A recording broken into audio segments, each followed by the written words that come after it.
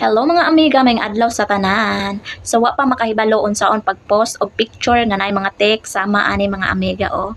Mao ni nga video latawa lang ni hantod sa katapusan. I-open na tong account sa Facebook mga amiga and then watch on your mind. Click na nimo and then there is sa photos and videos. I-click na sad na nimo and then manhi ka diri sa imong gallery. And then mamili ka dito picture or sa imong gusto and then there is sa may edit tuplo ko na nimo no. And then diri tuplo ka lang smiley.